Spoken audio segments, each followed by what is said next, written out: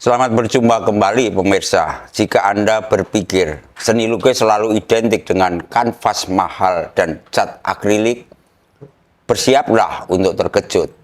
Sebuah gebrakan sensasional datang dari Blora.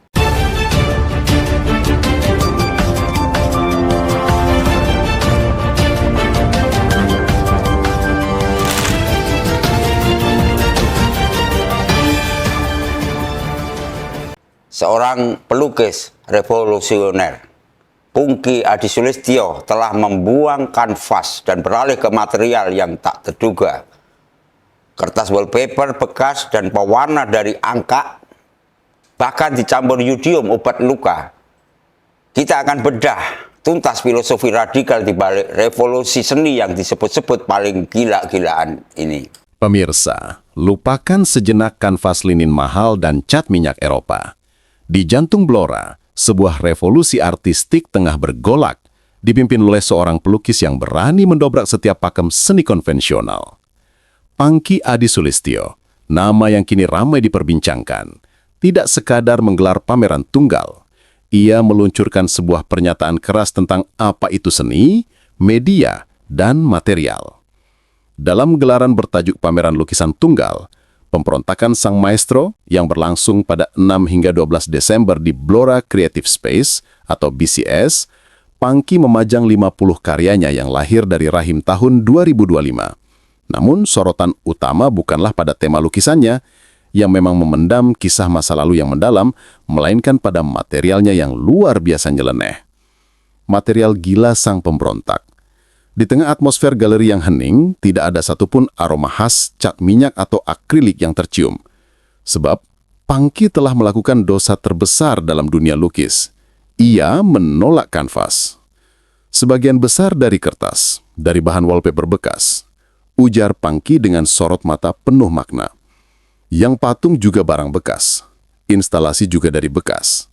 Berikut pernyataan dari Pungki Adisulistyo. Saya lahir di ibu pelukis. Bapak pegawai negeri tapi pembuat puisi. Jadi dari kecil saya udah akrab di dunia seni. Kemudian tahun 96 setelah pindah dari Malang saya ke Jakarta. Sana nerusin lagi kuliah ambil di lukis. Dulu tahun 99 terus nikah 2009 juga, 2007 balik lagi ke Blora. Jadi semenjak ke Blora saya 2007 sampai berapa ya, saya sempat masuk, jadi balik lagi ngeluti patung batu Onyx yang saya ambil dari gunung utara Blora sini hingga sampai sekarang masih, cuma akhir-akhir ini 5-6 tahun ini saya mulai aktif lagi melukis. Jadi karena Blora media lukis yang konvensional semacam kanvas atau apa susah, akhirnya saya pilih apa sih ya yang bisa saya buat tanpa harus pusing beli bahan. Akhirnya kadang kemarin saya buat bahan dari kayu jati, daun jati. Hingga berapa ya, 2-3 tahun yang lalu maju. Ini sekarang setahun kemarin mulai media kertas, karena saya nemu kertas di Rongsok juga. Saya pikir ini sebuah kegiatan yang harus saya lakukan. Dengan kebetulan ada semangat baru untuk berkarya lagi, ya udah saya buat.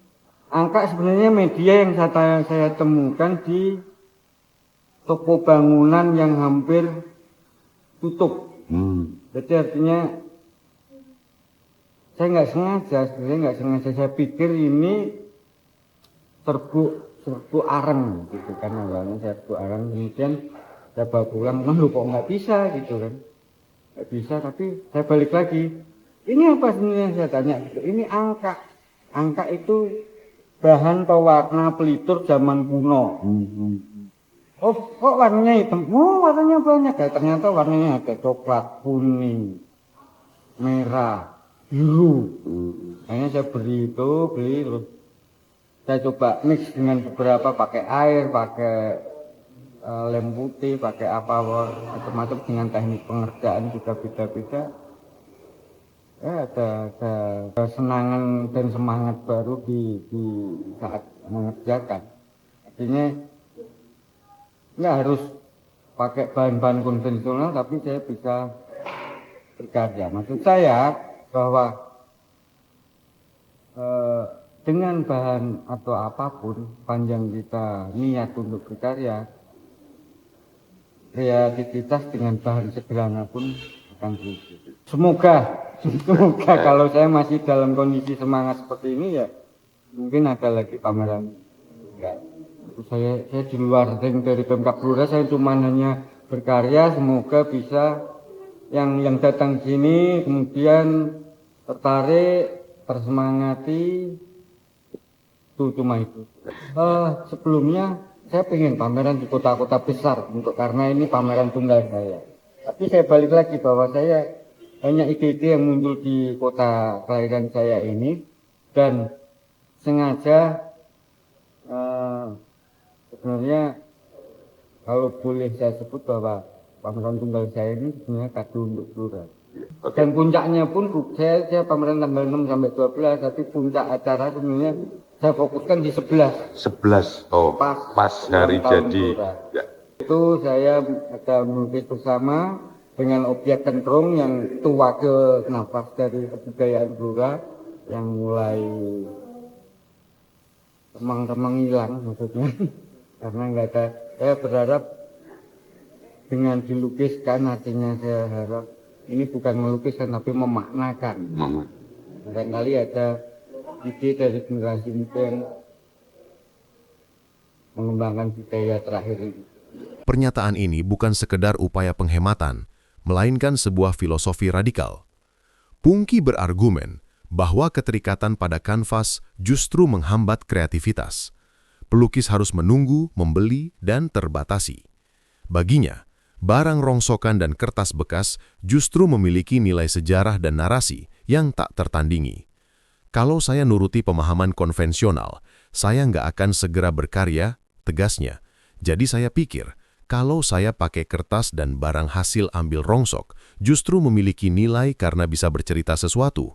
Kalau saya pakai kanvas, apakah barang baru ini ada yang diceritakan atau justru hanya sebagai media? Angkak dan yodium obat luka, ramuan terlarang di balik warna. Jika media kanvas sudah cukup membuat dahi berkerut, bersiaplah terperanjat saat mengetahui pewarna yang digunakannya. Pungki menampik keras cat pabrikan. Pewarna yang mendominasi 50 karyanya adalah angkak. Ya, angkak, ragi beras merah yang biasa digunakan untuk pengobatan tradisional dan pewarna makanan, telah disulapnya menjadi pigmen eksklusif. Awalnya saya pikir kekeliruan, akunya sambil tertawa kecil, mengenang proses eksplorasinya. Namun, dengan mencampurkan air dan bahan-bahan lain, ia menemukan tekstur dan nuansa yang unik. Ini semua bukan pakai warna konvensional, hampir semua pakai angkak. Ini yang dipakai tukang mebel zaman dahulu. Bahkan, untuk menciptakan warna merah menyala pada salah satu lukisan abstraknya, Pungki menggunakan resep yang jauh lebih ekstrim. Angkak dicampur dengan yodium obat luka. Warna merah ini dari angkak dan yodium obat luka, tetapi tetap saya campur air, jelasnya menunjuk lukisan dengan kombinasi warna yang misterius dan minimalis. Ini adalah sebuah ketidaksengajaan brilian, sebuah kesalahan yang menghasilkan penemuan estetika baru. Ketua Dewan Kebudayaan Kabupaten Blora, Dalhar Muhammadun menjelaskan, pameran lukisan tunggal Mas Pungki itu merupakan inisiatif pribadi Mas Pungki, disupport Dewan Kebudayaan dan Blora Creative Space. Berikut penjelasan lengkap Ketua Dewan Kebudayaan Kabupaten Blora, Dalhar Muhammadun tentang gelaran pameran lukisan tunggal Pungki yang berlangsung pada 6-12 Desember di Blora Creative Space, di mana memajang 50 karyanya yang lahir dari rahim tahun 2025. Kami Dewan Kebudayaan Kabupaten Blora mengapresiasi dan mendukung penuh pameran tunggal yang diselenggarakan oleh Mas Pungki ini yang bertajuk Di Atas Kertas. Keberanian yang dilakukan Mas Pungki ini adalah upaya serius dan cukup strategis untuk memulai menghidupkan ekosistem kebudayaan, terutama ekosistem seni rupa, khususnya lagi seni lukis.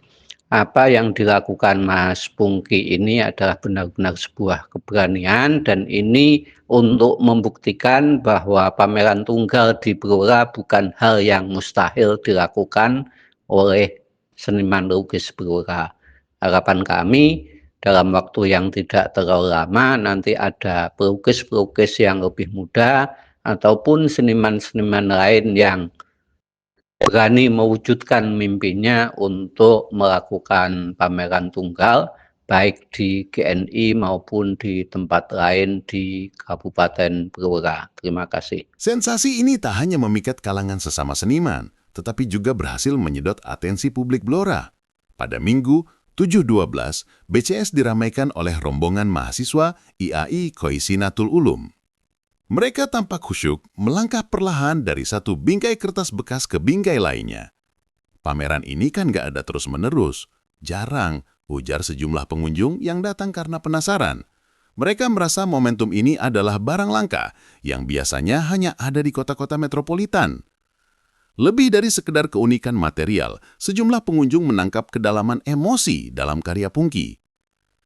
Menurut saya lukisannya bagus. Ada cerita di dalam lukisan.